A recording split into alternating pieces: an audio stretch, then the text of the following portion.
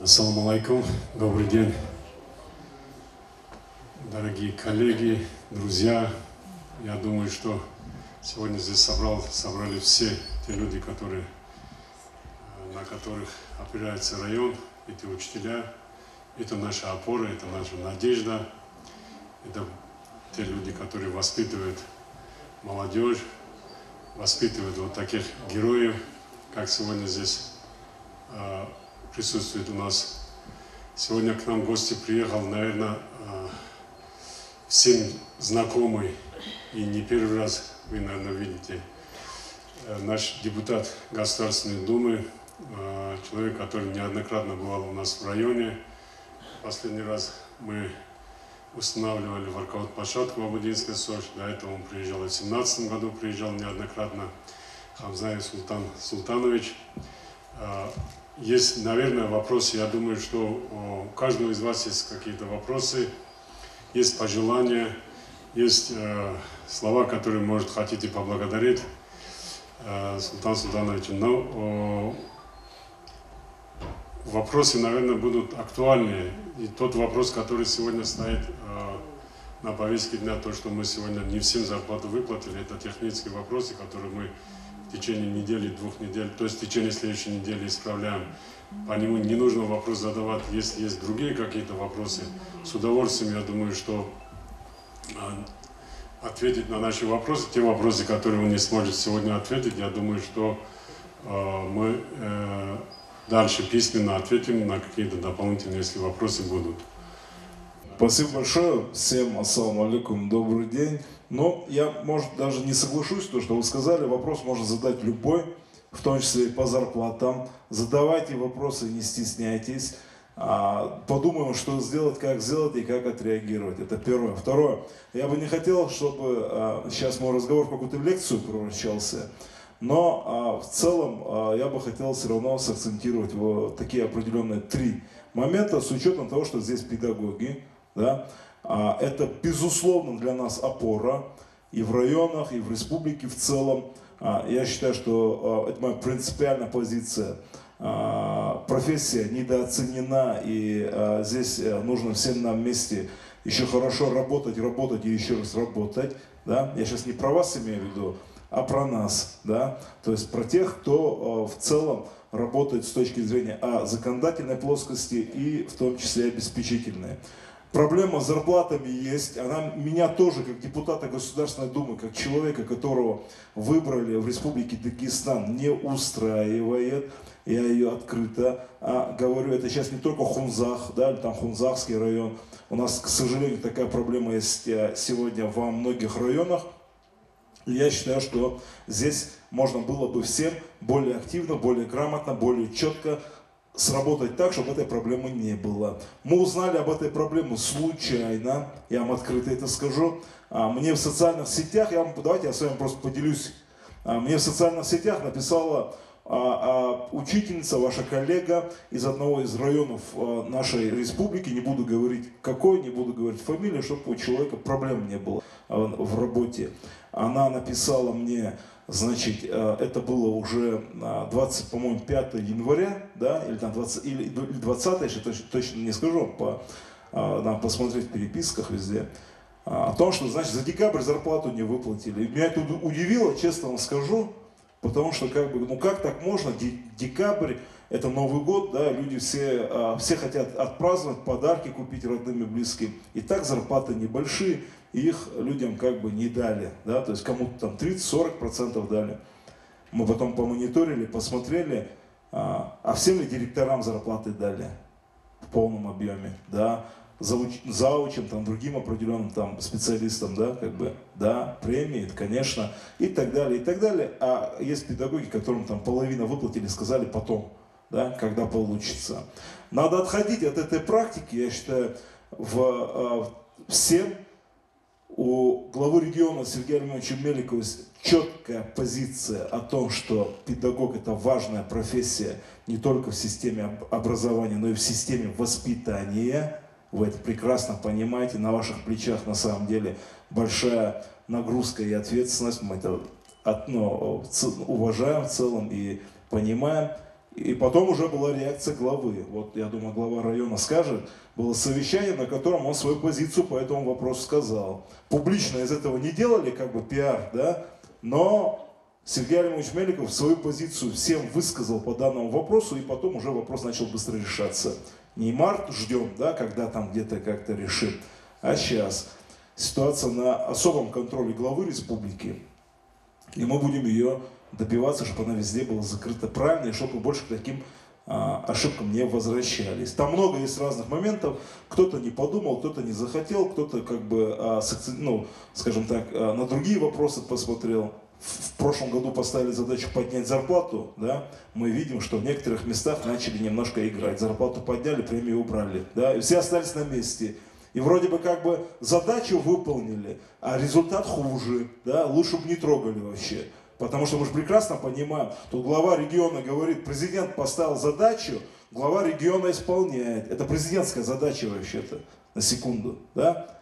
Глава региона исполняет, а в муниципалитетах как бы вот они вот как-то по-другому. Я сейчас не то, что критика, да, я говорю в целом, но нам надо от этого отходить. Если сказали зарплату поднять, ее надо поднять. Пусть это будет 1000 рублей, 2000 рублей, но ее поднять надо, а не на месте оставить или откатить обратно. Мы это тоже видим, фиксируем и будем на это реагировать. Вы поймите, я вот, сейчас же уже выборы пройдены, правильно? И я бы не хотел, чтобы вы воспринимали мой приезд сегодня, мой разговор с вами, как какая-то агитация или агитпром. Да? Выборы через 5 лет, мы это прекрасно понимаем. Я в целом говорю о том, что если тебя выбрали, если ты депутат, ты должен работать повседневно. Да? То есть и по этим вопросам, по другим вопросам, и по тем вопросам, которые реально наших жителей, земляков беспокоят. И вот здесь как бы есть такая ключевая проблема в том, что иногда мы на потом убираем и начинаем думать, когда уже, что называется, все возможности пройдены. Да? Вот та же ситуация по этим зарплатам. Это можно было спокойно сделать в октябре, в ноябре, и на самом деле ничего сложного не было. Здесь просто нужно было более грамотно уже разговаривать и с Министерством образования, и с Министерством финансов Республики Дагестан. Но и они могли бы работать более активно. Я здесь свою позицию тоже сказал.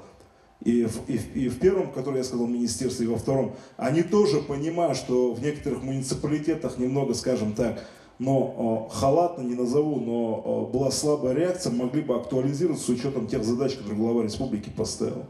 У нас вообще-то 2022 год в республике объявлен годом образования. Вы все это знаете. И задача это есть и остается в том, чтобы в течение этого года все ключевые проблемы, болячки, ошибки, наследственные вот эти действия, которые с нами, местами, я извиняюсь, но, конечно, по факту, позорные явления, которые переходят из года в год, чтобы мы вместе постарались сделать так, чтобы от них мы отошли далеко и в лучшую сторону. Поэтому, конечно, такой сомнительный старт года образования получился по зарплатам, да, с педагогами. И поэтому такая острая реакция главы республики была. И будет. Мы как раз позавчера по этому вопросу с Сергеем Альмовичем разговаривали и сводили, что называется, часы. Да? То есть, что происходит, мы мониторим, где вопрос закрывается, и там, где не закрывается, и будем реагировать. Поэтому здесь у меня убедительная просьба, там, где надо подключить нас, подключайте, говорите. Я готов, если надо, пойти вместо вас, вместе с вами, как хотите, и в министерство, с ними разговаривать, чтобы этот вопрос был закрыт. Это вот то, что касается зарплат. Я думаю, в те вопросы, которые могли бы возникнуть, я надеюсь, что я на них хоть какие-то ответы вам сейчас дал. Да? Поэтому ситуация такая, ситуация неприятная. Мне она не нравится, я вам открыто говорю. Я считаю, что она такая не должна быть. И я об этом говорил и буду говорить. Я здесь не претендую, кому-то нравится или не нравится, это фактура. И от нее надо как бы нам в лучшую сторону двигаться. Я бы сейчас, это, конечно, не претензия, это больше как бы констатация факта, да, того, что мы имеем сегодня. Книжки, поборы, определенные действия. Есть, понимаем, видим, надо отходить. Да? Думаем, что с этим делать. Плюс акцент ставится в год образования на то, чтобы престиж профессии поднять. Мы же прекрасно понимаем, что сегодня в этом вопросе не только Дагестан, но и на федеральном уровне, да, идет определенно, проседаем в этой работе. Поэтому в виде, значит, конкурсов, поддержки, поощрения отдельных действий эта работа выстраивается на сегодняшний день. Я в понедельник как раз буду с министром образования встречаться, и дорожную карту мы будем анализировать и смотреть. Любой вопрос, который у вас есть, не обязательно задавать его сейчас здесь в зале. Вы можете это сделать спокойно, анонимно. Зайдите в Инстаграм, у меня есть, напишите в директ. Хотите писать с других закрытых аккаунтов, пишите. Главное, чтобы была фактура, а мы на нее будем реагировать. Все коротко и ясно. Я здесь предлагаю как бы двигаться в таком, не назову партизанском эффекте, да, но с точки зрения как бы может быть и так. Пожалуйста, как бы. Я, вы знаете, был позавчера на Дальнем Востоке, да, в Дальневосточном федеральном университете. Фантастический университет. Да? То есть ты когда ездишь, летишь по стране, долетаешь до таких крайних рубежей, да, то есть и видишь, какая идет работа колоссальная, и государство вкладывает в огромные инфраструктурные образовательные проекты, конечно, это воодушевляет. Да? Это гигантская территория, остров Русский, наверное, слышали, да, то есть это большой-большой институт. Я посмотрел, в каких условиях дети там учатся. Ну, это, конечно, шикарно. Хотелось бы, чтобы и в Дагестане у нас так было, да, то есть надо работать над этим, понятно, всем в поте лица. Но это, конечно, удивительная история, да, то есть это большие возможности, это хорошее развитие, да, то есть для страны в целом и особенно для Дальнего Востока. И там это прям особо чувствуется. Вот буквально позавчера мы там с молодежью встречались, общались с руководством вуза. А тут рядом у них справа огромную школу балета еще строят. То есть это гигантская территория тоже. Как-нибудь, если будет возможность, в интернете посмотрите, как это выглядит. Советую тоже. Я бы хотел вас, как педагогов, сакцентировать еще на такое важное явление, вот институт воспитания. Да? Понятно, что у нас в Дагестане лучше, чем во многих регионах с этим. Но при этом мы тоже видим в некоторых вопросах начинаются какие-то системные сбои. Да? Там есть новые технологии, которые вокруг нас сегодня. Да? То есть мы живем тоже не в вакууме. Это многогранный, быстро меняющийся, динамичный мир. Там один ТикТок, да, чего стоит. Вы же видите, сколько оттуда не просто там кто-то скажет гадости. Нет, конечно, это просто банальная тупость, которую детей приучают. Вы меня, конечно, извините, чем ты дебильнее, тем ты популярнее. Да, как бы. И вам, конечно, тяжело. Это немножко другие дети. Дети 10 лет назад были другие. Сейчас у детей, скажем так, стандарты немножко другие. Да? Детей учат быть суперциниками. То есть ты, если это делаешь, тебе должно быть выгодно. А где твоя выгода? Там, и так далее, и так далее. Но у нас, я еще раз повторяюсь, говорю, в Дагестане с этим, ну, скажем так, намного лучше. Да? И нам это, конечно, надо научиться с учетом новых угроз защищать. То есть максимально грамотно и четко. И вот здесь, конечно, вы на передовой. Как педагоги, как те, кто работают с нашими детьми, основное время. Да? То есть поэтому здесь вам низкий поклон, конечно, да? С учетом той зарплаты, того социального фактора, да, который есть. Как вы это все делаете? Государство вам должно уделять принципиальнейшее внимание. Я это говорю и на федеральном уровне. Хотя система образования не является моим основным, да, как бы направлением. То есть я нахожусь в комитете по безопасности и противодействию коррупции в Государственной Думе. Но систему образования прекрасно понимаю. Сам работал проректором в институте. Прекрасно знаю, в том числе, какие проблемы есть в школах, потому что много ездим по стране и с педагогами тоже встречаемся. Поэтому давайте вместе думать, пока у нас есть такая уникальная возможность, и глава региона Сергей Ильич Меликов уделил такого внимания году образования, то есть у нас в течение года 2022 все, без исключения, министерства, ведомства и прочие, должны уделить внимание системе образования. Школы, вузы, СУЗы, да, то есть так, чтобы те болячки, которые у нас есть, там нехватка учебников, там или еще какие-то определенные действия, как нам здесь правильно сработать. Сможем? Молодцы. Ну не сможем, значит, ну вот в очередной раз мы какую-то уникальную возможность, которая у нас была, как бы пропустили мимо, ну что называется, сами понимаете чего, да, и у нас как бы здесь это не первый раз, вы прекрасно понимаете тоже. Хотелось бы, конечно, чтобы все менялось вместе с нами в лучшую сторону. Вот об этом я, наверное, хотел в целом сказать. У нас здесь есть гость, которого мы пригласили. Я специально, у нас было разные предложения по вариации, как встретиться. Но я посчитал нужным, чтобы мы это сделали именно в такой собрании, да, вместе с вами, с педагогами, потому что вы те, кто воспитываете. Семья, понятно, это ключевое, да, то есть, но в том числе школа. Поэтому я бы хотел, чтобы Абубакар Ротан, можешь встать? Давай идем сюда к нам на сцену. Давайте поаплодируем, во-первых. Ну, вы все его знаете, правильно? Да? Вот он, наш маленький дагестанский орел, да? То есть, что он сделал, как он сделал, мы все прекрасно знаем, мы гордимся, да? Большой молодец, все сделал абсолютно правильно, да? Да. Молодец. Вот, это хороший пример с точки зрения воспитания и того, как человек должен на самоотдачу, да, то есть вести себя в социуме, в целом в обществе. Поэтому тебе, папе, маме большой салам алейкум и большой ты молодец. Вот мы тебе такой подарок подготовили, велосипед. Мы знаем, что у него был план свой, да, по велосипеду. Мы надеемся, что мы сам план не нарушим. Да? То есть та задача, которая была, то, что он учил, да, то есть, а мы уверены, что он его доделает и сделает, и еще более внимательно, когда ты, значит, закончишь то, что хотел, мы тебе хороший компьютер подарим потом. Понял? Вот. А пока тебе велосипед, значит, катайся на здоровье, и вот такой тебе шлем. Обязательно держи его. Без шлема кататься нельзя, не советуем, пока хорошо не научишься. Да? Давай ты нам сейчас тоже что-нибудь хорошее скажешь. Держи. Скажи салам алейкум. Салам алейкум. Расскажи, как у тебя дела? Чем ты занимаешься? Я занимаюсь спортом, хожу по борьбе, учусь в школе, Какие оценки у тебя, скажи? на пятерке учусь. О, молодец. Да. Спасибо. Спасибо, учитель. Да. Молодец. Вот хороший пример. Да, давайте еще раз поаплодируем. Да.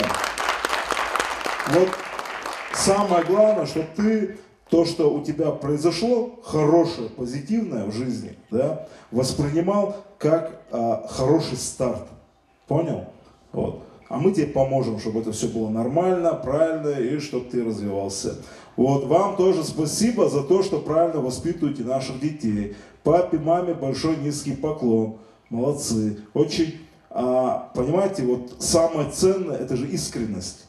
Вот та искренность, которая есть у наших детей, нам надо поддерживать, усиливать и делать так, чтобы это на всю жизнь сохранялось, несмотря на те сложности или какие-то есть определенные действия. Поэтому вот я еще раз говорю, все большие молодцы. Это хороший пример, да? А ты развивайся, учись, и все у тебя будет еще лучше. Вот давайте еще раз поаплодируем. Спасибо.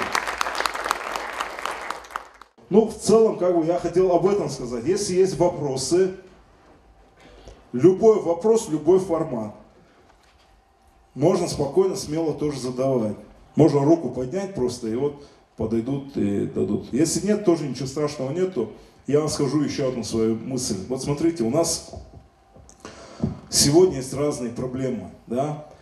Понятно, что в Дагестане у нас эти проблемы мягче. Я имею в виду там алкоголь, табак, наркотики. Да? Но мы видим, что, к сожалению, у нас тоже в Дагестане есть такое позорное явление. Девочки, которые могут пройти в школу с электронными сигаретами. Ну, надо понять, что это есть. Я сейчас не говорю про Хунзарский район, Махачкала, Каспийск, эти проблемы есть. Потихоньку, значит, обращать на это стали сейчас внимание, да, то есть и как-то с этим пытаться что-то сделать. Вот здесь же мы прекрасно понимаем, что семья тоже это понимает. Может, не всегда мне скажут, но поверьте мне, не увидишь, что девочка ходит с электронной сигаретой, невозможно. Здесь самое главное – это навык, да, то есть это знание, умение. Вы это прекрасно, как педагоги, понимаете, не каждый родитель до конца понимает, что это опасно, вредно и смертельно. А это именно так. Но вспомните, 3 года назад мы все узнали, что такое снюс. 3 года это в школе находилось, дети с этим ходили, мы даже многие не догадывались об этом. Да? А потом раз в одно время, как проснулись, огромная проблема. Когда ходят дети, они жуют эти пэки так называемые, да? Другие дети им же в школе это продают. И, конечно, потом это всех довело до какого-то такого агрессивного восприятия, и абсолютно правильно. Да? Все, что касается детей, должно быть под жестким табу. Нужно максимально грамотно реагировать и наказывать тех, кто занимается таким распространением. Моя принципиальная позиция: государство здесь не должно заигрывать. Я понимаю, там бизнес, еще какие-то вещи, но если бизнес направлен на то, чтобы это продать ребенку, нужно жестко карать. Это моя принципиальная позиция. Столько, сколько возможно. Ликвидация этого бизнеса, драконовские штрафы, уголовная ответственность там, и так далее, и так далее, и так далее.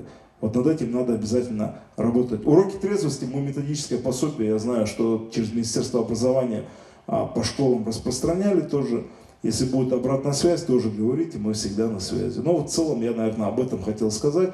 Также вас, как педагогов, призываю не оставаться в стороне, значит, от года образования. Если будут какие-то предложения или критика, говорите об этом спокойно и открыто. Я вам лично гарантирую, что проблем никаких не будет. Мои контакты или какие-то другие действия готов оставить, тоже проблем никаких нет. Но если вдруг контакты не получится оставить, социальные сети, мы живем в век информационных технологий, ничей номер сегодня не нужен. Но я понимаю, что не каждый отвечает в социальных сетях. Я сейчас за других не готов говорить. Вы можете зайти, Султан Хамзаев, в Инстаграме, написать сообщение. Может быть, не в течение 10 минут я вам отвечу, но то, что ответ будет в течение дня, я вам гарантирую. Вот коротко и ясно. Давайте вот в таком режиме, в нормальном, в открытом, в человеческом, в том формате, в котором у нас, в наших адатах дагестанских это. Да?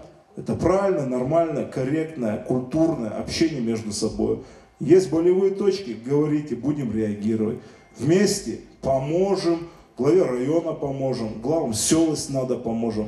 Подумаем, как это сделать правильно. Всем нелегко, но в целом мы это понимаем. Да? То есть задача в том, чтобы вот та работа, на которую сегодня акцентирует внимание наш глава региона, да, чтобы она работала более адресно, четко и профессионально.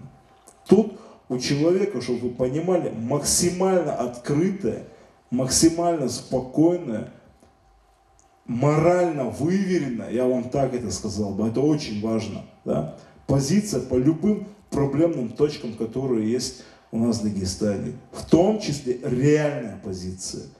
Не лишь бы там пообещать чего-то, да, а потом там уже не важно, а чтобы она была результата. Школы, садики, многие те истории, которые сейчас делаются, на них же уделяется особое внимание. Ну и у вас на самом деле большая перспектива. 23-й год. 23-й год – это год Расула Гамзатова в России. Не в Дагестане или в Хунзахском районе. В России год Расула Гамзатова будет. Вы понимаете? Я считаю в целом, что для нас это уникальная возможность. Вот так, если вот вообще открыто это все говорить, это уникальнейшая возможность и Хунзахскому району в том числе, и всем поселениям Хунзахского района. Я бы так на это акцентировал внимание. Вообще у нас Хунзах и Хунзахский район и другие наши поселения, да, района, они качественно выделяются с точки зрения культуры, да, то есть многих вот этих вопросов. И нам надо постараться показать это всей России и еще дальше. Это раз. Два, соответственно, максимально постараться все вот эти, которые будут, праздники, действия, они же не только в Дагестане будут проходить, связать абсолютно правильно с тем местом, где наш великий земляк родился. Да? Обязательнейшим образом. Я с вами поделюсь, есть такое, мы сейчас прорабатываем, идея – это формат гамзатовских чтений, да? Чтобы эстафету дать здесь, да, то есть на родине, а дальше уже по регионам России. Да? Поэтому здесь давайте думать вместе, если есть идеи, предложения, да, и какие-то еще новые, да, видения по тому, как это можно было бы сделать, мы, соответственно, готовы тоже это услышать вместе с главой района, усилить, поддержать и донести до руководства республики и продвигать эту историю. Поэтому это прекрасная возможность, за которую мы не просто все вцепиться должны в хорошем понимании, а сделать так, чтобы она еще надолго дала правильный эффект. И вот я думаю, от этого будет максимальная польза. Поэтому давайте этим все хорошо воспользуемся. Все, наверное, я об этом хотел сказать. Всем большое спасибо, крепкого здоровья и, соответственно, удачи вам в вашей нелегкой работе. Где мы сможем и как мы сможем вам помочь, это уже, как бы, что называется, время покажет. Да? Спасибо. Кунзасский район, наверное, там получил самый большой подарок, наверное, в республике на год образования. Мало в каком районе проектируется 6 школ и садиков на 22 год. С завершением строительства на 23 год. Мало в каком в районе вот одновременно строится уже 2 школы, уже строятся у нас. 2 школы мы построили, 6 школ будем строить, начиная с этого года, плюс 2 садика еще.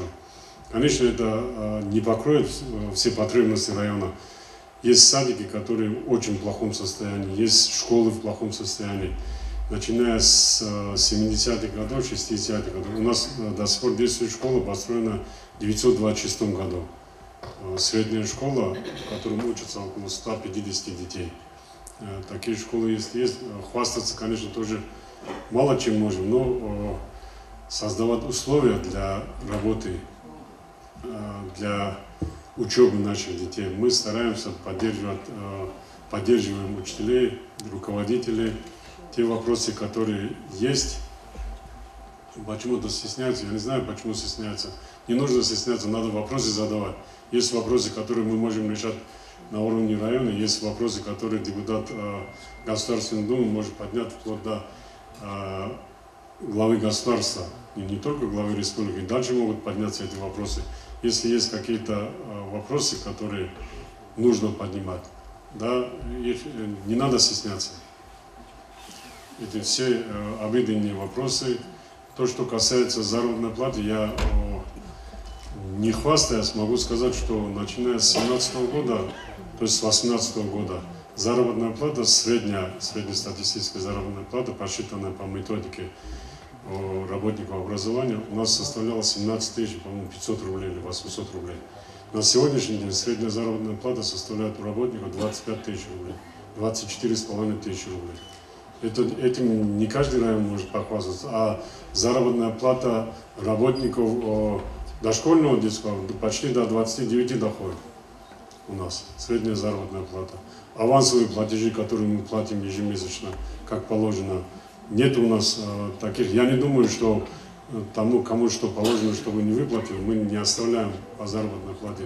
Знаю, что и Новый год мы оплатили вовремя новогоднюю заработную плату. И в отпуска мы не отпускаем людей, пока не оплатим заработной платы. Обязательные условия, без выплаты, отпускных выплат, люди, учителя в отпуск не уходят. Так поставлена задача. Нам всегда есть в запасе деньги, чтобы платить столько, сколько нужно учителям. Кстати, да, вот у меня просьба, я привез вам методические пособия. Это доклады, которые я делаю ежегодно. Это последняя вариация, значит, я же до того, как стать депутатом, был членом Общественной палаты России. И будучи в статусе члена Общественной палаты России, я делал независимые доклады. Это у нас, значит, вопрос алкоголь, табак, наркотики, демография и, ну, там немножко по спортивной части.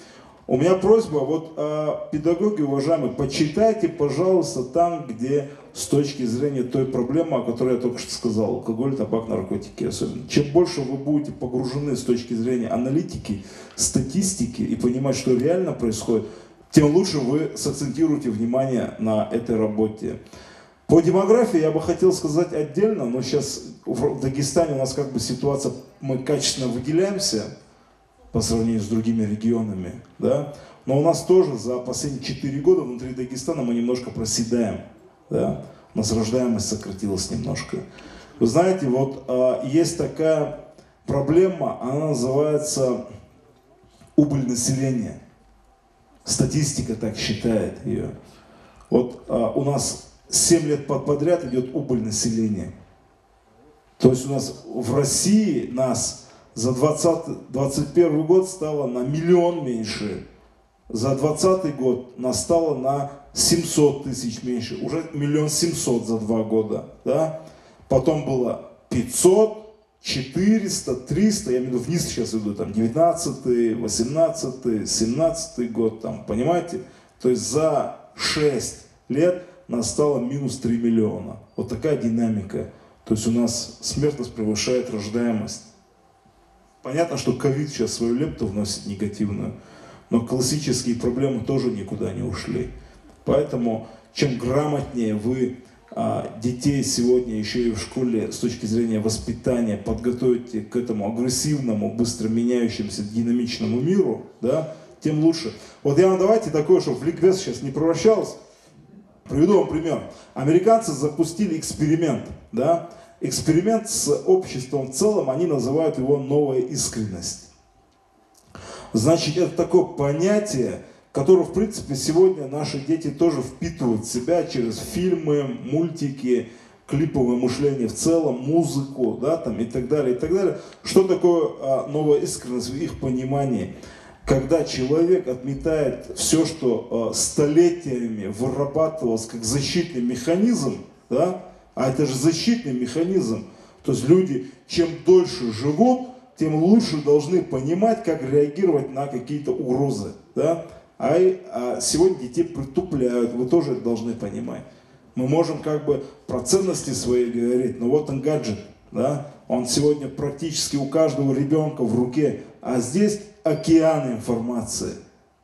Этому тоже как-то нужно грамотно учить, помогать, подсказывать. Мы живем в такую эпоху, когда детей учат, к притупленному инстинкту самосохранения. Понимаете, не до конца думать, там, что они потребляют, там, и так далее, и так далее, и так далее. И вот здесь тоже нужно более внимательно. И там в целом это тоже написано, об этом информация есть. Я рассчитываю, что вам это будет полезно. Если кому-то не хватил материал, он есть в интернете, тоже на сайте Трезвая Россия, его можно просто скачать и посмотреть. Или кому интересно будет, если сложно, скажите, мы готовы вам его в WhatsApp тоже отправить, можно будет тоже посмотреть. Вот, спасибо. Я извиняюсь, так как вы затронули, следующий год будет год Расула Гамзатова, это больше всего культурное направление. И я хочу затронуть вопрос такой. Вот в селах дома культуры, они сведены на нет. Мы, наверное, больше внимания должны уделять на развитие культуры. И образование, и культура – это как организм единое целое. Если бы работали на полную силу дома культуры, школам тоже, наверное, было бы еще легче заниматься вопросом воспитания детей. Вот на примере моего села Тануси я хочу рассказать, ситуация такая. У нас в селе был дом культуры, который, по-моему, был построен в конце 60-х годов, а сейчас там стоят развалины. А при школе нет даже актового зала. Мы проводим мероприятия в общешкольном фойе, коридоре фойе. Но на дворе 21 век, когда вот все прогрессируется, почему вот направление, именно культурное направление у нас деградируется? Нельзя ли на это обратить внимание? Если у района нет возможности, нельзя ли оказать содействие со стороны, по мере вашей возможности? Абсолютно Спасибо. Правильно, абсолютно грамотный вопрос. Давайте поаплодируем за вопрос, за первый вопрос. Спасибо. Вы абсолютно правильно говорите и абсолютно грамотно. Вот смотрите, есть большая федеральная программа, это, по-моему, он называется там «Дома культуры в селах», да? То есть это большая федеральная программа, в которой регион должен был бы участвовать, подавать заявки, получать деньги и реставрировать дома культуры в наших прекрасных селах дагестанских.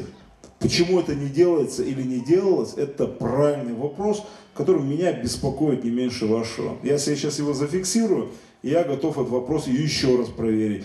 Дали ли они заявки на 22 год, например, вот в этой программе, и подумать, что нужно сделать для этого. Понимаете, дело в чем? Здесь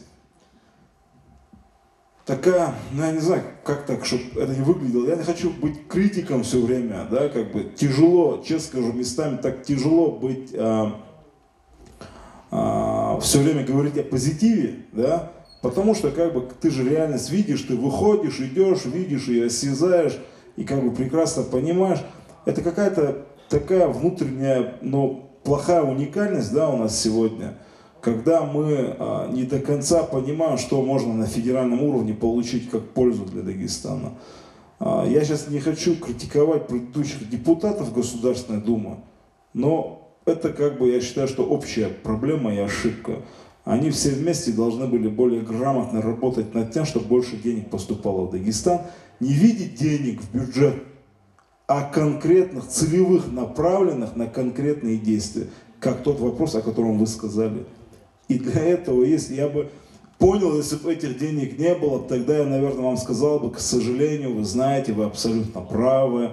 Это надо делать, будем говорить, чтобы этому уделяли внимание. Но если я сейчас пойду на федеральный уровень и скажу, вы знаете, мне задали такой вопрос, нужно как бы дома культуры строить, делать. Мне скажут, а что вам мешает или мешало это делать и подавать заявки в эту федеральную программу?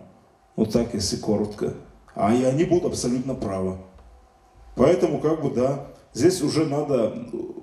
Я не назову пинать, да, то есть, но в хорошем понимании стимулировать наших республиканских чиновников, да, там, министерствах, там, чтобы они в этом активно принимали участие. Подниму этот вопрос, буду тоже сейчас вникаться. Вы понимаете, вот смотрите, я когда в Государственную Думу шел, да, на выборах, у меня были как бы мои, как вам правильно сказать, лозунги, да, я не назову, тот вектор, в котором я выступал и говорил, что я когда, если туда приду, вот вопрос 1, вопрос 2, вопрос 3, вопрос 4, он для меня будет приоритет, и я, соответственно, буду над этим работать. Это была защита здоровья наших детей от алкоголя, табака и наркотиков. Это для меня супер приоритет, да? Демография, спорт там, и так далее. То, но где я уже до этого дал определенную эффективность на федеральном уровне, будучи членом Общественной палаты России.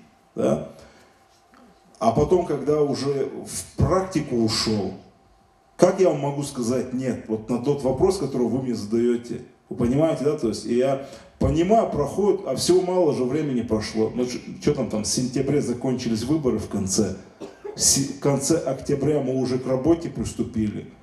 Ноябрь, декабрь, январь, 3 месяца мы в активной фазе, ну январь, вы понимаете, новогодняя половина уберите, 2,5 месяца мы работаем в активной фазе, как депутаты Государственной Думы, я же за себя имею в виду.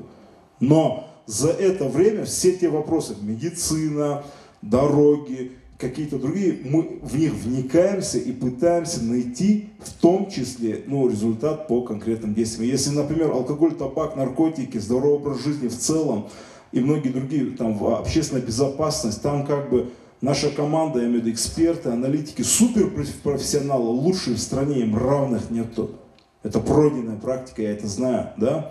Здесь как бы мы вникаемся и пытаемся тоже как бы сакцентировать внимание, как это было с зарплатами, о которых я сказал. Да? К нам обратились, мы обратились дальше в районы. В районах нам сказали, что нормально, мы решим. И я понял, что нет. Я же тоже мог сказать, ну хорошо, мне вот в районе сказали, мы решим, и мы ничего не делаем. Нет, я считаю, что здесь надо реагировать. Здесь нужно, это и есть роль депутата Государственной Думы, местных депутатов, республиканских депутатов. Есть исполнительная власть, есть законодательная власть. Понимаете? То есть я же представляю здесь законодательную власть. В том числе мне федеральное законодательство дает право депутатского контроля. Вы понимаете? То есть это контроль эффективности работы муниципальных властей, республиканских властей, федеральных властей. Да? Хотя системам, так что я просто для чего вам говорю, это же тоже полезно знать, как устроено, да, и где идет степень ответственности и возможностей. Но в том числе мы же в формате, я же высшее государственное законодательное лицо получаюсь. Основная функция работы это федеративная часть. есть на государство в целом, да? Но в связи с тем, что тебя выбирают в конкретной локации, ты, соответственно, у нас это 3 недели мы работаем в Москве, неделю мы работаем в регионе. Называется региональная неделя, да? Она сейчас как раз у меня идет. И вот здесь важно, чтобы те задачи, о которых вы говорите, супер важно, я с вами полностью согласен. А это еще представьте себе, например, будет не просто дом культуры, а место притяжения. Если сделать его современным, хорошим, интерактивным, да, не только там, чтобы вот сцена была, а чтобы еще и как кинозал он работал хороший, чтобы он был там бесплатный, социальный и так далее, и так далее, и так далее. Это же уникальные дополнительные возможности по многим разным направлениям. К сожалению, мы пока проседаем, я вам открыто говорю в этом вопросе. Надо, чтобы мы менялись. Мы будем стараться, чтобы на это они акцентировали внимание. По крайней мере, я могу за себя сказать, все, что зависит в этом вопросе, будем делать. Получится, буду супер горд и будет просто, неимоверно буду испытывать чувство радости. Не получится, но это будет очень плохо, я считаю. Вот я бы так ответил. Спасибо. Пожалуйста. Здравствуйте. Гусейн Мазаида Давудмагомедовна, замдиректор по воспитательной работе Узло-Русинской школы. Несколько слов скажу про воспитание и потом непосредственно к вопросу. Вот мы сейчас живем такой век, когда слово тупость и популярность стали синонимами. Это, конечно, очень беспокоит. И беспокоит прежде всего не как педагога, даже как родителя.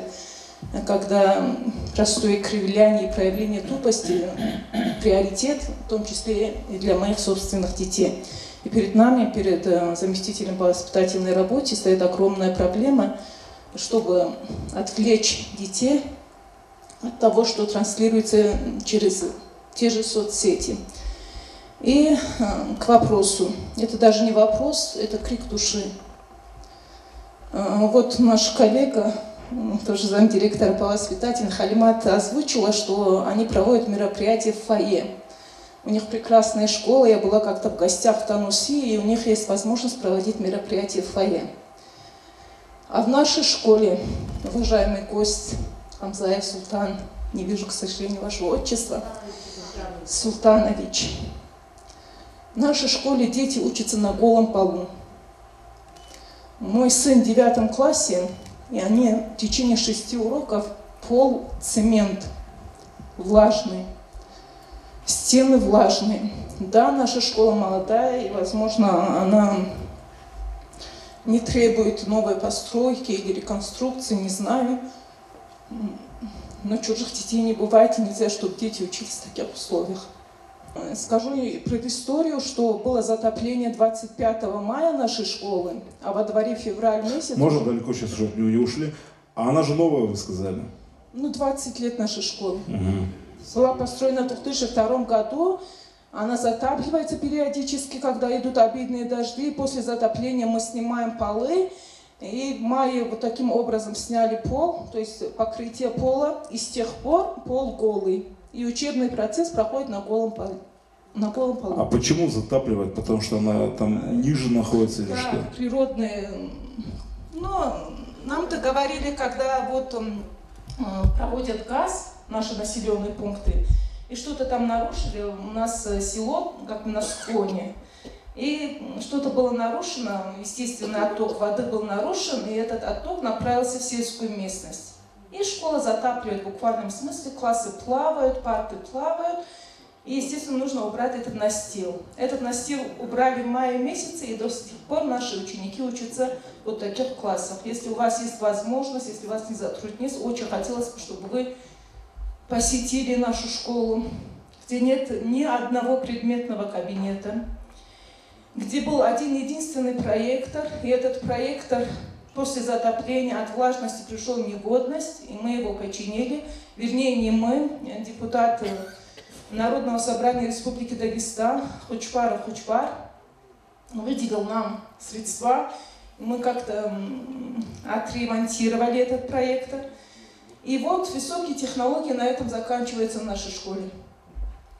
Хотя учебный процесс идет. Понял, не переживайте. Смотрите, вот я предлагаю, как сделаем. Безусловно, вы правильно все говорите, и спасибо за эмоции даже. Я в понедельник буду с министром встречаться образования, да, Яхью Гамидовичем.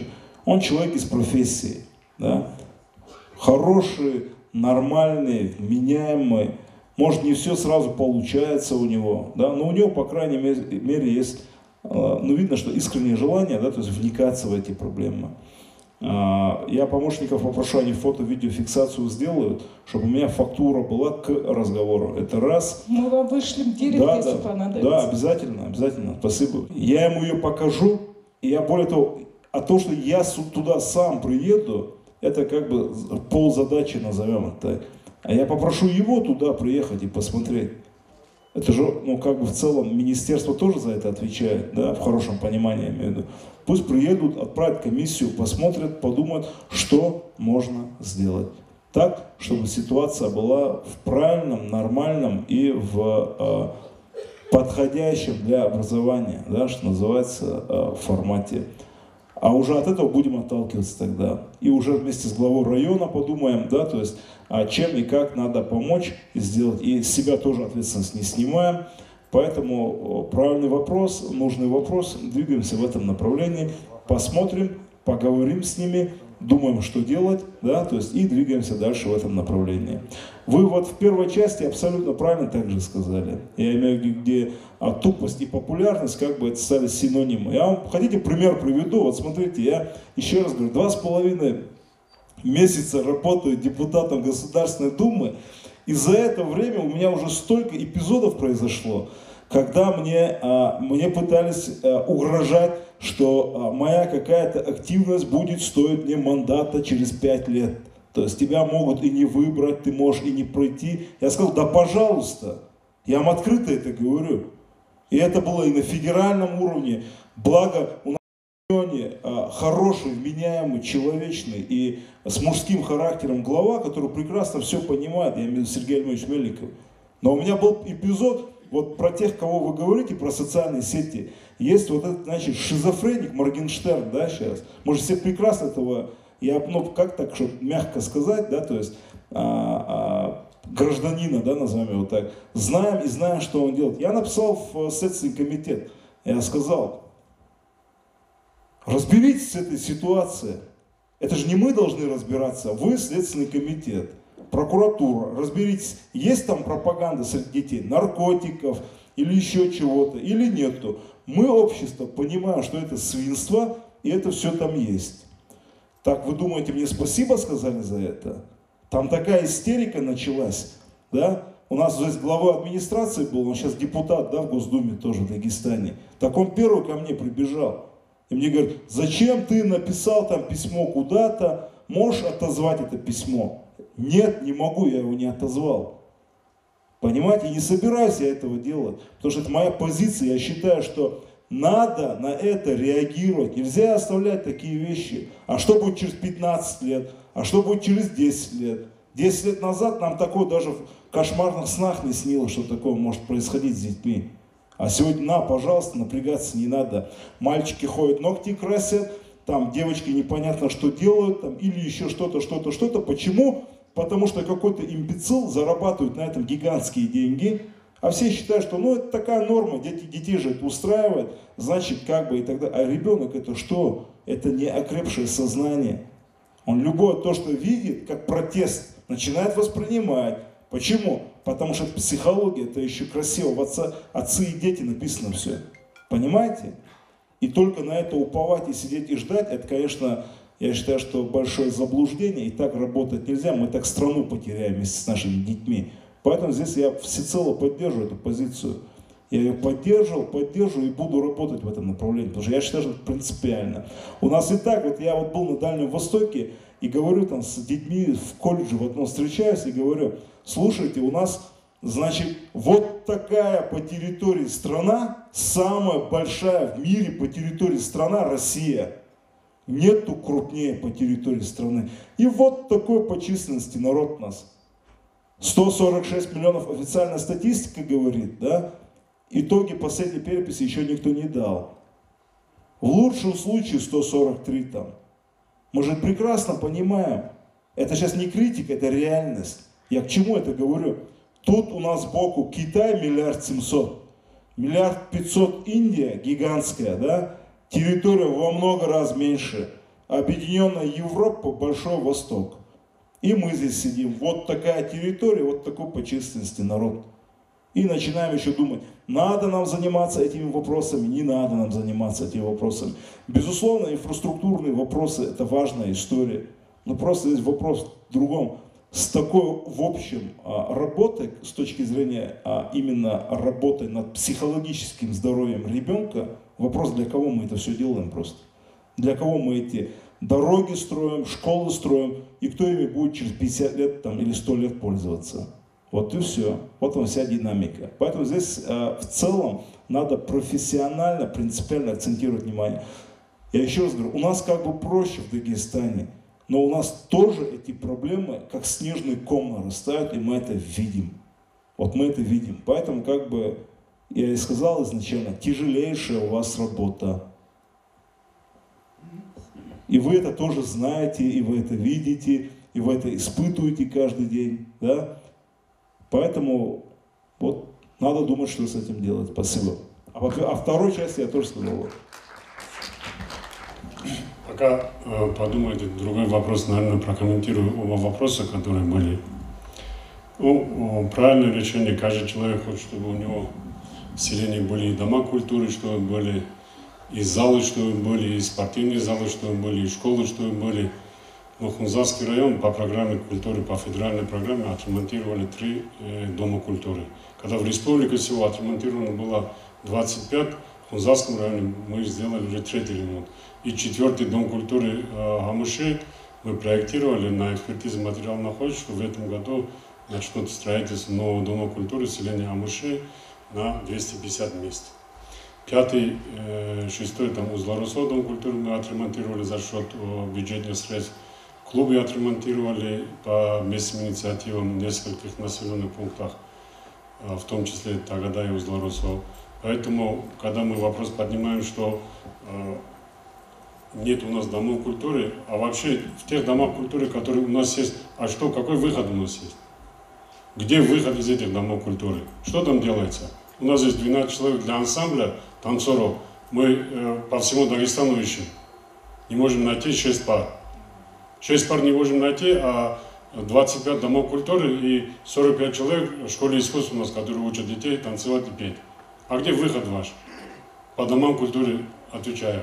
Когда нужно будет, когда очередь дойдет и до этого села, и до другого села, и до 3-го села, у всех будут. И дома культуры будут, и все остальное будет. Школа ваша тоже, мы по программе 100 школ отремонтировали Анусинскую школу в прекрасном состоянии. Более того, вне очереди вас отремонтировали, когда не нужно было делать. И ваш пищеблок мы поставили на этот год на ремонт. Если получится на строительство или на ремонт. Нету здесь ни одного. Вот вопросы задавать человеку, который первый раз сюда пришел, очень легко бывает сказать, что как мы хорошо беспокоимся, как мы хорошо заботимся о своем селе. А для чего это все? Вот гасатели построили дом культуры, отремонтировали. Лучше, чем этот зал. Сколько мероприятий там проводится? Ворота сделали, ада сделали. Сколько мероприятий там проводится? Для чего это все нужно? Для показухи? Показать, какие мы такие хорошие. 6 школ мы строим, образовательные учреждения в районе. 4 уже построили. А где студенты? А где выход из этих школ? Мы-то здесь так легко, красиво это все говорим. Про Узларусинскую школу. Слушайте, мне надоела эта школа уже. Как я сюда пришел в район, мне кроме Узларусинской школы, другой школы нет. Ну школу, надо было Тагадинскую школу пойти, закрыть эту школу. Неправильно ее построили. Запланировали неправильно. На территории водостока построили школу. Я что должен делать? Первый раз я ее отремонтировал, первый год потратил 4-5 миллионов. Второй год я ее отремонтировал, потратил 3-4 миллиона. Сейчас я что должен делать? Новую школу построить, что ли? Я что должен делать? Эти же материалы я же передал Махачкалу. 3 раза отремонтировал школу. Пристройку сделали. Незаконно сделали пристройку в раз. Во-вторых, на водостоке построили школу. Нурмагомед Махсудгатьевич, очень извиняюсь. Дети чем виноваты? Дети учатся в таких условиях нечеловеческих. Правильно, я согласен с вами. Надо тогда 3 километрах от вас есть новая современная школа. Давайте туда перенесем. Давайте туда перенесем школу. Она же одна была школа. Раньше же ходили 3 километра в школу. В чем там проблема? Ну а что теперь надо делать? Новую школу построить вам там в этом году? Что надо делать, как надо сделать? Для чего? Чтобы она еще раз затопилась? Еще в этом году потратить 5 миллионов, чтобы в следующем году опять это же случилось. Я же вам сказал, мы должны разрушить половину школы, чтобы вода проходила мимо, что будем делать, если надо будет, второй этаж будем делать. Ну сразу же вы хотите, сразу мы не можем это делать. Там идите, посмотрите, в каком состоянии школа учится, дети учатся. Что у них лучшая ситуация, или вы идите, посмотрите, в каком состоянии дети учатся. Мы же тоже хотим, чтобы все дети учились в одинаковых условиях. Надо какое-то решение принимать. Построили школу неправильно. На водостоке построили школу. Там, где вода течет, нельзя там ничего делать. Вода другое русло не меняет свое. Для нее надо оставлять свое русло. Исполнительная власть, гражданское общество, да, законодательная власть. Значит, логика есть, и ее слышно, да. То есть и ваша логика есть, и она тоже слышна. Вы правы по-своему, он прав по-своему. Да? Безусловно, нужно реагировать так, чтобы ситуацию не каждый год к одному и тому же возвращаться, а нужно принимать какие-то, кардинальные не назову, да, но, может быть, даже местами сложные решения. Это головная боль, что называется, повседневная главы района. Да? То есть всегда так было, есть и будет. Такова фактура. Это сложная, важная работа. Да? Поэтому и вы то, что говорите, и как родитель, и как педагог, да, вот, что называется, не добавить, не отнять. Да? Поэтому нужно думать. Иногда, может быть, для этого нужно кто-то, чтобы со стороны посмотрел. И я еще раз говорю, не для того, чтобы кто-то кого-то критиковал, да, то есть, или еще что-то делать. Да нет, это смысла нет, там только хуже становится. Поэтому давайте вместе подумаем, но у нас у каждого есть свои возможности, взгляды и восприятия, и какое-то решение все-таки надо принимать, потому что если с учетом сказанного и вами, и главой района, это все системная проблема, и она повторяется у вас из года в год, хотя попытки вам помочь и исправить они тоже были. Да? Поэтому здесь надо все это адекватно всем нам воспринимать. Для этого нужно проанализировать данный вопрос. Если надо поломать половину школы, наверное, надо поломать половину школы. А зачем вам нужна такая половина школы, где дети учатся на голом полу? И вам правильно тоже говорят, если рядом другая школа, там, чуть может быть дальше. Да? И вы правильно говорите, у нас детей больше. Да? И ваши требования тоже правильные. Надо поэтому на это более внимательно посмотреть и подумать, что в кратчайшей перспективе можно сделать. Есть такое понятие программа минимум, программа максимум называется. Что нужно сделать в программе минимум и что нужно сделать в программе максимум. Мы же все зафиксировали, все для друг друга, и будем помогать друг другу решать данный вопрос. Вот на это я предлагаю акцентировать внимание. И все правильно, может быть, не по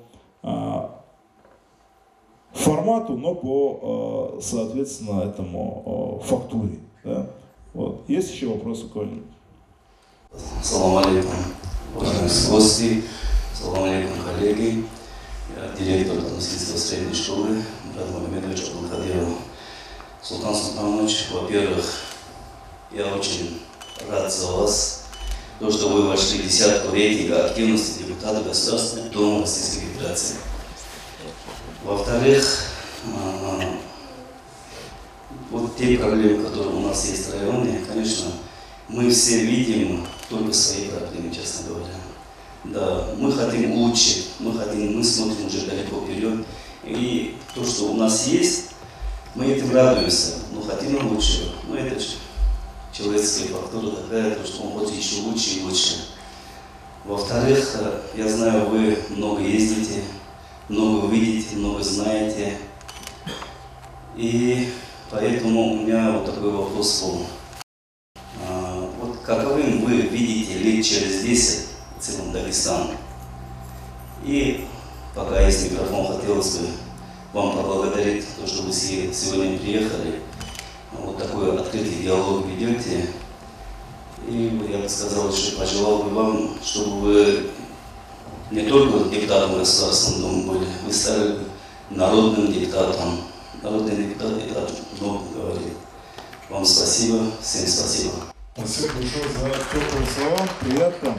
Вы знаете, вот я вот сказал на примере, что вот за 2,5 месяца у меня, ну, очень большое количество обстоятельных разговоров получилось с разноуровневыми федеральными чиновниками, которым, конечно, не нравится, когда у тебя есть позиция. Я это открыто говорю. И иметь свою позицию дорогого стоит. И здесь для меня самое главное одно. Я, в принципе, когда для себя решал и определялся, что буду баллотироваться в депутаты Государственной Думы, для меня основа этой работы, да, оно заключалось в том, чтобы те принципы, которые есть, а я же их не скрываю, это же не то, чтобы я о них никогда не говорил, а потом вдруг так вот проснулся и, соответственно, никого не предупреждая, начал о них декларировать. Нет, я еще 7 лет, будучи членом Общественной палаты России, все то же самое говорил. И, в принципе, те, кто определяли потом эти списки там, и так далее, они позицию Хамзаева знают. Она для них, что называется, не новость какая-то. Но когда уже доходит до конкретной работы, практики, там уже конкуренция, там еще какие-то вопросы там, и так далее, и оно как бы вызывает свои побочные эффекты, да, назовем их так, в виде, я не буду называть это зависть, это какая-то другая оболочка, в политике это по-другому все происходит. И это как бы иногда заставляет тебя, может быть, более жестче реагировать на происходящие события. Наоборот, вызывает обратную реакцию. Ну, у меня, по крайней мере. Это раз. 2. Касательно Дагестана.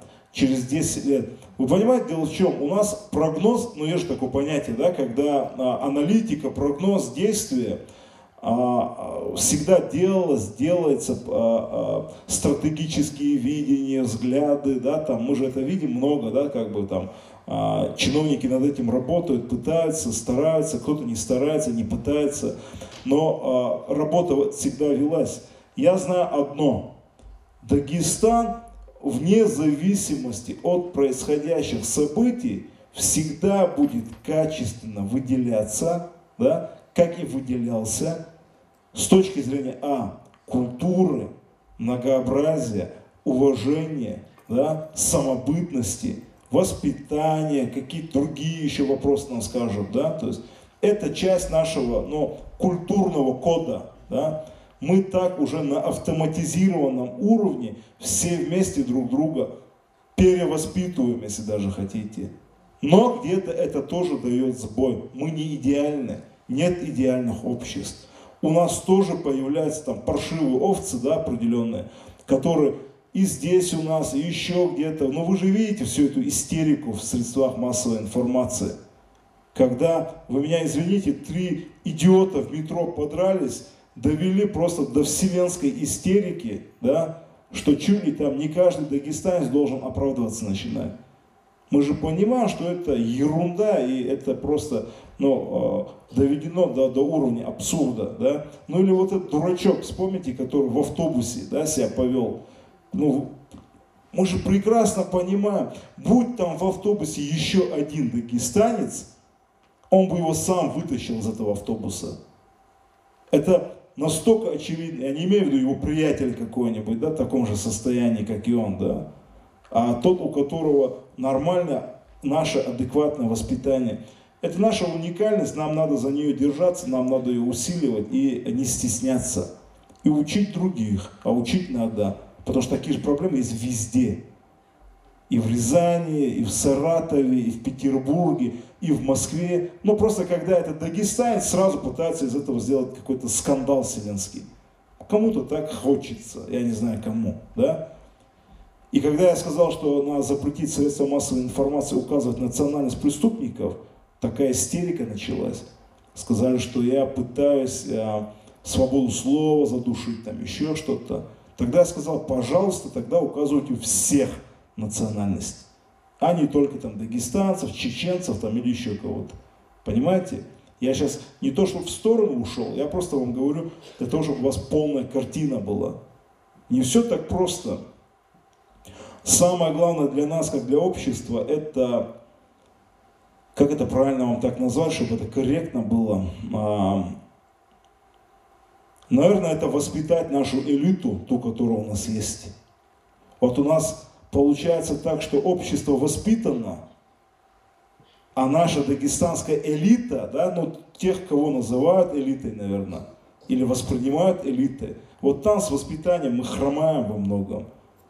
Потому как у нас, к сожалению, в какой-то период наши же земляки, это же не инопланетяне, правильно, это наши земляки, которые тоже дагестанцы, они для себя выбрали стандарт, что тут они работают, а живут они там в Дубае, еще где-то в других местах. Вы понимаете, да, о чем я говорю? И отсюда уже последствия, которые мы имеем сегодня. У нас же на самом деле местами позорная ситуация. С электричеством, там, еще с какими-то вещами, вопросом. Посмотрите, такое отношение вот школы, да, вот мы говорим там 26-го года школа. Понятно, что в России тоже есть в целом, если по регионам поездить, в селах найти можно, ну, старенькие какие-то школы, да, определенные. И дело здесь даже не в этом, а дело в том, что надо как-то вот над этим работать. Это нелегко, это, поверьте мне, это очень-очень сложная задача. Я на самом деле очень сильно не завидую Сергею Леонидовичу Меликову, я это открытым текстом говорю. Он выбрал очень тяжелую тактику. Он, обратите внимание, став главой региона, но после того, как его назначили, прошло когда время, потом утверждение, да, это же тоже целый путь. Это же не за день произошло, год времени, да, там и 4 месяца. Изначально придя, он же не выбрал позицию с шашкой рубить. Нет, он дает возможность им себя проявить. Они же как говорят, вы поймите, они говорят, вот вы сейчас пришли, так спасибо, а до вас, который был, он нас вот так держал и работать, делать не давал для людей. А мы-то людей любим, а сейчас мы им делать будем. Но при том главе они то же самое говорили. Вы понимаете? Так он-то выбрал модель, как начал работать, так, чтобы дать возможность каждому поработать, проявить себя. И сейчас задача на самом деле не в нем. Он как управленец, как, ну, назовите его, менеджер, да, то есть в нашем случае кризис-менеджер, все делает абсолютно правильно. Он дает возможность в той сложной материи, где мы, дагестанцы, коллективно, может быть не я и вы, да, но коллективно, мы наломали дров. Мы наломали дров так, да, что нам дали внешнее управление. Но оно же у нас было, что не так, что ли? У нас председатель правительства был из одного региона, корнями из другого региона, да, и так далее, и так далее, и так далее.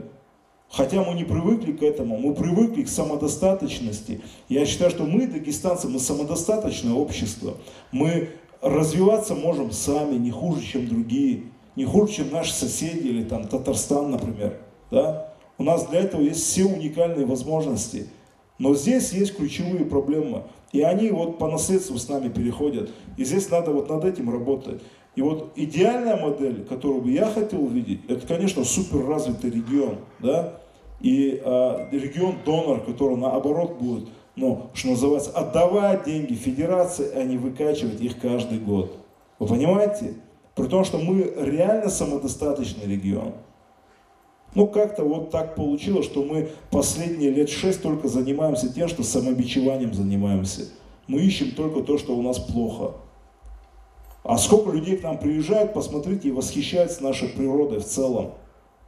Так мы-то сами, дагестанцы, только лет 5-6 последние начали по Дагестану так широко ездить. Ну так, если вообще открыто. Ну а в город-то у нас вообще редко кто ездил. Да, лет 10 назад еще возьмите. Но мы же это понимаем, знаем. Вы с теми, кто живут там в Махачкале, в Каспии, ну если они не родом, да, из горных территорий. Редко кто ездил в город, такой тоже у нас эпизод, да, был, мы проходим его как-то медленно.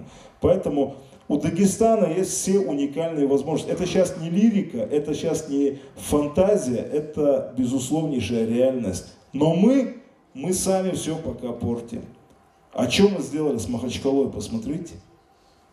Мы красивейший город, который был курортный, мы превратили его просто в абракадабру строительную. Это же, ну я не знаю, без слез смотреть невозможно.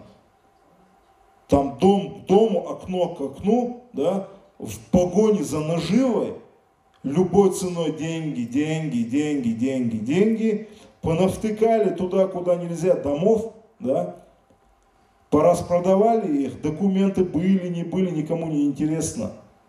Но это тоже реальность. Поэтому здесь у нас на самом деле тяжелая работа впереди. Она вот волшебной палочкой не решается.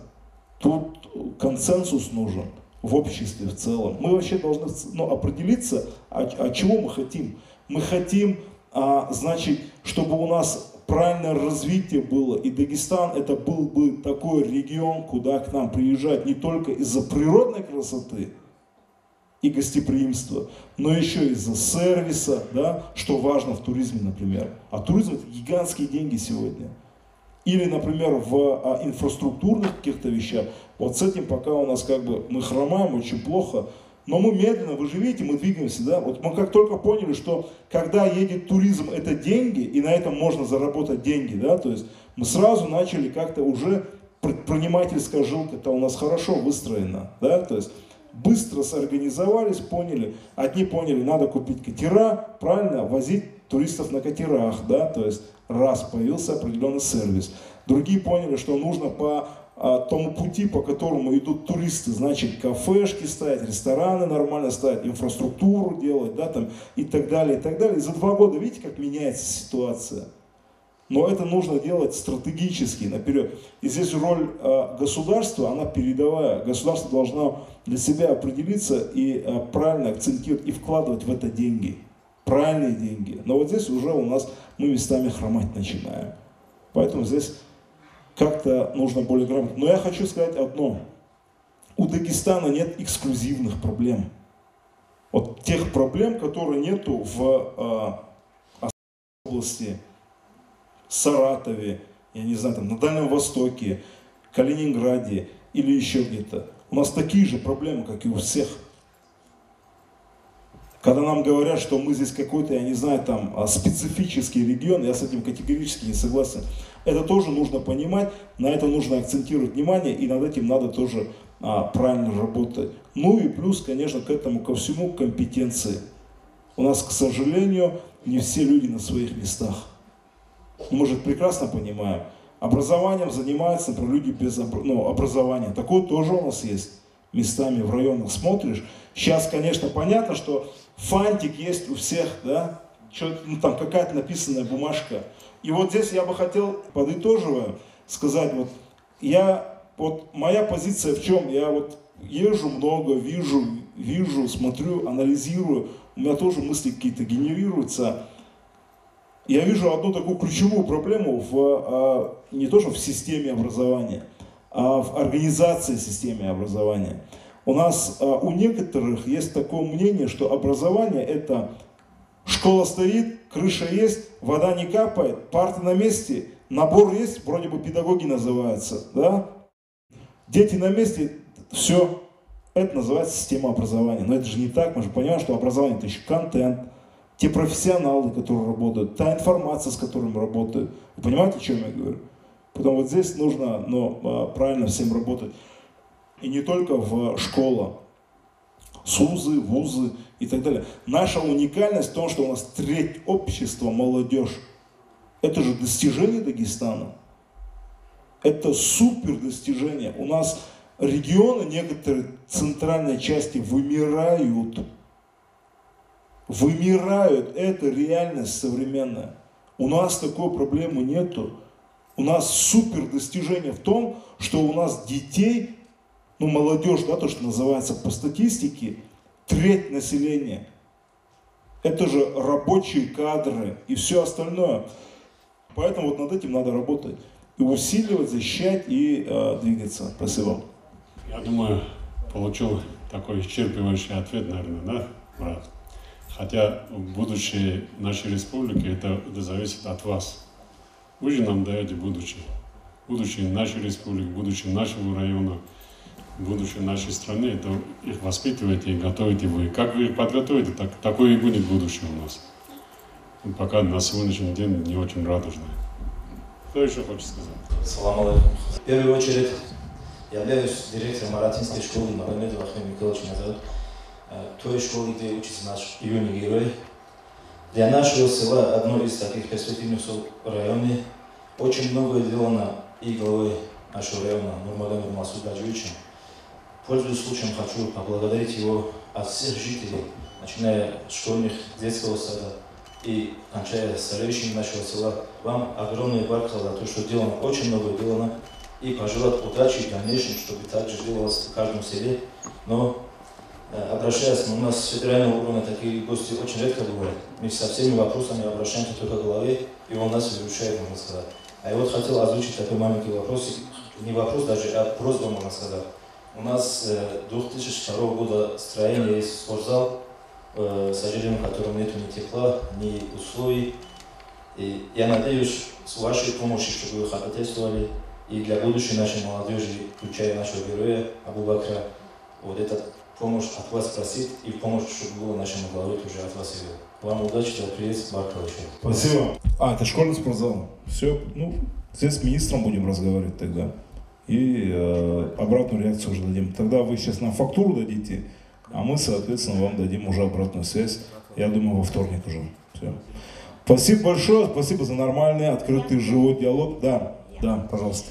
Так, здравствуйте всем, уважаемый Султан Султанович. Мы очень рады вашему приезду. И спасибо, что сегодня в этом зале состоялся вот такой открытый, ясный диалог. Вы не думайте, что наши учителя, они просто задают вопросы, они сначала мне пишут, я забыла представиться, начальник отдела образования Патимат Хадисовна.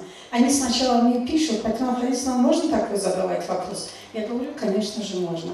Что касается этого вопроса, я добавлю тому, что сказал Масуд Гаджиевич. Раз наводнение было, капитально сделали, 2 наводнения было, капитально сделали.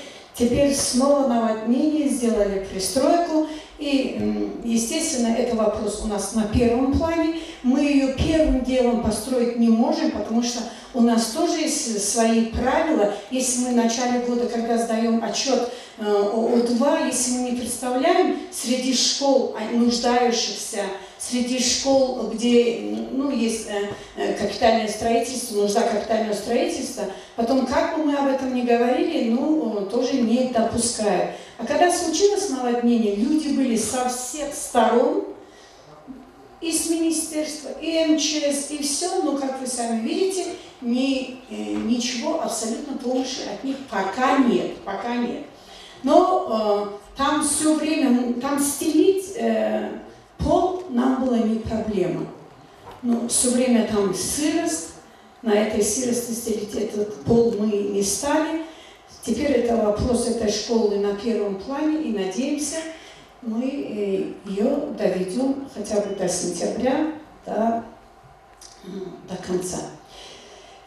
Что хотелось бы сказать за образование, все, что делается сегодня на бумаге, это бумажное образование, Мурат задал вопрос, каким вы видите Дагестан. А мне хотелось бы в первую очередь задать вопрос, каким вы видите образование в Дагестане. У меня в отделе сидят 3 специалиста, они с утра до вечера они передают статистику. На мой взгляд, если было бы нам в отделе образования и всем работникам сделать адресное внимание каждому ребенку, результат образования, вообще результат в целом было бы, я думаю, намного лучше. И в конце я хотела бы вас поблагодарить за то, что вы уделяете очень много внимания на подрастающее поколение, за то, что вы уделили огромное внимание нашему юному герою и Абакару, юному герою.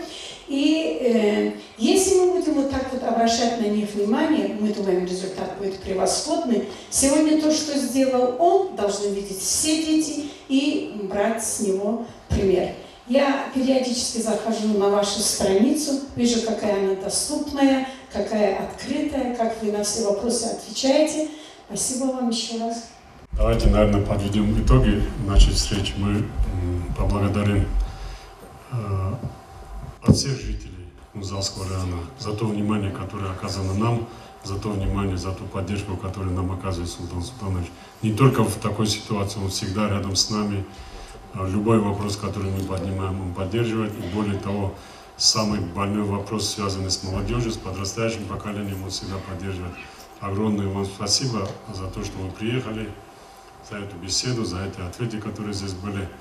Но хочется вот при депутате Государственной Думы еще раз сказать, наверное, учреждения, они сами по себе по Ахмад-Хадисову ничего не сделают. Будем мы строить там трехэтажные первоклассные школы и садики, они сами по себе ничего не дадут. Эти же дома культуры, вот я же вам пример привел, дома культуры мы строим, а что там внутри делается? А что у нас таких мало примеров? Если нету людей, если это все зависит от вас. Это начиная от садика, начиная от школ, это все зависит от вас. Вы люди, которые даете это все. Если я сейчас начну приводить примеры, вот Султан Султанович, может, и не бывал в тех населенных пунктах, где я был. Вы видели, вот вчера в Цинтинском районе школа сгорела. Какая она была школа? Внизу каменная, наверху деревянная, которая в Хунзалском районе давно уже лет 100, наверное, таких строений вообще нету. А там школы в таком состоянии. А они дают таких же выпускников, таких же абитуриентов лучше, чем мы. Те, которые обеспечены практически на 90-100%. Вот за последние 5 лет сказать, что нет такого оснащения, конечно, тяжело. И интерактивные доски купили, и точки роста сделали. Все возможное для того, чтобы... Да, все мы сразу делать не можем, у нас же нет этой палочки. Или там золотой рыбки, которая выполняет наши пожелания. Но по возможности, я не думаю, что... Вопрос на эмоционально, почему я на этот вопрос ответил, не потому, что я боюсь этого вопроса, а потому что постановка вопроса была неправильная. Надо было начинать с того, что в 2018 году мы ее ремонтировали, в 2019 году мы ее ремонтировали, в 2020 году мы ее ремонтировали, но в 2021 году при чрезвычайной ситуации, которая была признана по всей республике, да, туда вода пошла. А что нам делать еще? А что, кроме Узлоросинской школы, у нас других проблем нет в районе? Она построена неправильно, не должна была быть эта школа там. Более того, когда школу построили, сделали пристройку там, где хотя бы вода могла проходить, сбоку. И не проходит там вода. Любая ситуация, любое наводнение или там дождь, маломальски значимый, вода туда приходит. И что теперь нам сделать? Зонтиками там ходить, что ли, стоят? Не получится. Надо принимать такое решение, к которому сейчас нужно один раз ее решить, дальше, чтобы не возвращаться к этому вопросу. Если нужно построить второй этаж, нужно построить второй этаж, сделать арку, чтобы вода внизу проходила. Если нужно эту школу перенести на другое место, ну, каждый год потратить 5-10 миллионов рублей исходного бюджета на одну школу, ну, извините, это роскошь для района. Поэтому на такие вещи, я думаю, что думать, что мы этим не занимаемся, нельзя. Это ваши документы, Минобразование есть, Минстрой есть, правительство есть, это все документы там есть. Мы же обращались туда, когда ситуация была чрезвычайная, мы обратились туда. И, ну, это все мы должны делать. Я с себя не снимаю эту ответственность. Все школы, которые делаем, это мы делаем. Не с чем-либо помощь. Да, правительство нам помогает, республика нам помогает. А где еще есть? Я еще раз могу спросить. Где строится 6 школ одновременно? 2, которые строятся, еще 6-8 школ. Где такая роскошь есть? У кого есть такое удовольствие? Ни у кого нету, кроме как вот для вас это все делается, для наших жителей. Поэтому год образования я хотел бы пожелать всем успехов в вашей работе, да, чтобы вот эти выпускники, которые 150 человек, которые всего-навсего у нас есть, чтобы хотя бы 50% из них могли поступить в высшее учебное заведение. И хотя бы 30% из них, чтобы пошли в Дагестанский государственный педагогический университет. Выпускников которого катастрофически не хватает. Нужно решить, даже вот мы с Магомедом Гаджиевичем, я не знаю, в других районах такое есть или нет, в Ахмад-Хадисову мы принимаем решение из нашего бюджета оплачивать стипендию студентам педагогического университета по 3000 рублей обычным студентам, которые подпишут с нами соглашение, и по 5000 рублей отличникам. Мы будем платить ежемесячно до тех пор, пока этот человек не закончит учебу. Но с одним условием, что он придет к нам работать после окончания этого вуза. Пожалуйста, дайте детей, которые могут поступить в педуниверситет. Поступить тоже поможем. Учиться тоже поможем. Ежеквартально будем ходить. Только дайте людей, дайте фактуру, чтобы мы могли туда представлять. Что вам еще надо? За целый год, мы в прошлом году дали объявление по всему району. 17 человек мы нашли с педагогическим образованием. 17 человек, которые всех устроили на работу. Пожалуйста, никаких проблем нет. Единственная лишь проблема, чтобы было с чем работать для нас. Еще раз спасибо огромное, Султан Султанович. Его ждут в больнице. Если есть какие-то желающие, можем вместе пойти. Спасибо. Ну, я на ваш вопрос, наверное, тоже отвечу. По поводу того, как бы я хотел видеть, наверное, систему образования. Вы абсолютно правильно говорите, и вы такая не одна. Вас таких много по стране, я имею в виду, кто с системой образования связан. И сегодня, я не скажу, что воют уже, да, от этих квазиотчетов. Я считаю, что это должно быть без вот этого отчетного терроризма, да, для педагогов. Вы правильно говорите, педагог, он должен заниматься своей прямой профессией, а не крючкотворством. Но, к сожалению, не все в федеральных министерствах это хотят понимать.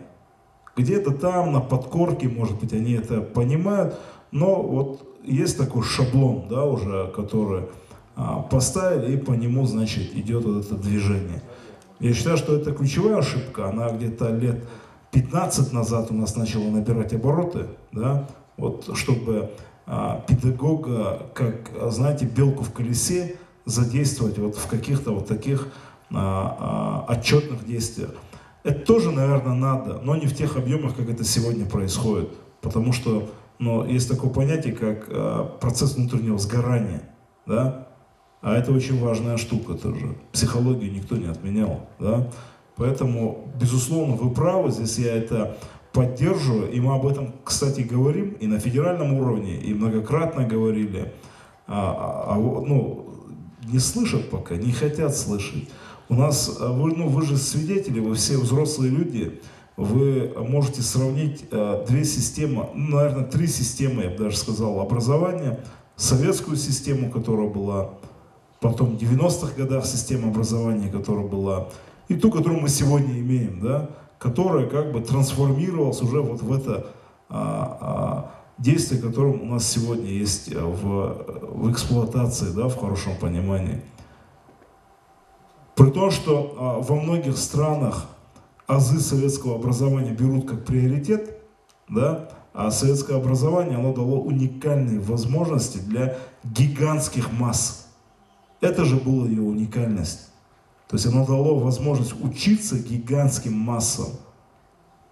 Людям, которые до этого как бы далеки были от образования, да?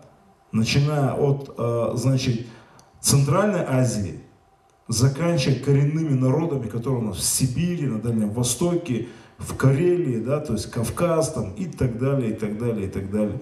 И при этом все говорили на совершенном русском языке, знали прекрасно литературу, историю и многие другие необходимый набор знаний, да, а при этом как бы педагог занимался своей прямой профессией. Вот. Поэтому здесь есть над чем работать. Это тяжелейшая задача, поверьте мне. Вот у нас есть такая пройденная, может быть, историческая, да, граница такая, когда мы от своего отказались и взяли все, что нам предлагали. И вот как-то, я думаю, в какой-то промежуток времени мы придем уже к этому решению, как во многом это происходит сегодня, посмотрите, да, вот систему ГТО вернули. Почему? Потому что все прекрасно знаем, для широких масс с точки зрения спорта это важно. Это при том, что мы отказались от этого, а Германия не отказалась. То есть Германия, когда воссоединилась, она наоборот себе забрала эту часть. То есть чуть-чуть в другом определении, но ГТО они сдавали, это все, что связано с спортом массовым. Вы же знаете, да, что это такое? Понимаете? То же самое в системе образования. Я думаю, 5-10 лет мы поймем, что то, что сегодня с образованием происходит, это как бы нам надо менять и брать лучшую ту практику, которая у нас была, которую мы давали для того, чтобы обучать широкие массы широким знаниям. Да? То есть Вот это как бы основа. Ну и как учебники, вы же прекрасно понимаете, а я сейчас когда вникся в эту проблему по учебникам, у нас здесь, значит, сначала дают вот эти надо учебники купить, по ним работать. Потом через год говорят, теперь вот эти не надо, берите теперь вот эти учебники, по ним работать. Проходит еще 6-7 месяцев, говорят, нет, подождите, это уже другие учебники. Теперь мы по этим учебникам работаем, да? А потом говорят, нехватка учебников там, или еще что-то там и так далее. А обывателю это не объяснишь. От того, что их там в высоких кабинетах лихорадит, да, они не могут определиться. Это же не означает, что здесь нужно, как бы, что называется, из крайности в крайности и постоянно передвигаться. Также и по системе отчетов, да, то есть здесь нужно, как бы, нужно об этом говорить, и нужно настаивать, и нужно продвигать, что эту, скажем так, порочную практику нужно прекращать. Вот моя позиция здесь такая. Поэтому я хотел бы всех вас поблагодарить, давайте поаплодируем главе района за организацию мероприятия. Спасибо. Вам спасибо за нормальный, живой, открытый диалог. Эмоции тоже хорошо, потому что это показывает, ну, то, что по-живому все мы реагируем и, может быть, не сразу понимаем, а может быть, лучше понимаем, по-другому понимаем и видим все, что вокруг нас происходит. Я знаю одно. Вот изменения вокруг нас происходят тогда, когда мы об этом принципиально говорим. По-другому это все статистика. Потихоньку идет, где-то капает, где-то еще что-то происходит. Поднимаем вопрос, говорим о нем, требуем, не скажу, но настаиваем. Потихоньку результат идет. Почему? Я это называю правило роддома. Да? В роддоме все дети, но они чужие, да? А первым кормят какого ребенка? Который громче всех плачет. Вот не скажу, что нужно вот так, но так это работает не только у нас в Дагестане, везде это так работает. Поэтому нужно правильно, аккуратно, грамотно, культурно, да, свою позицию высказывать и настаивать на решении той позиции, о которой мы говорим. Да? То есть это и есть азы демократии. В таком в классическом, хрестоматийном виде ее, как это должно существовать. Всем спасибо. Ассаламу алейкум.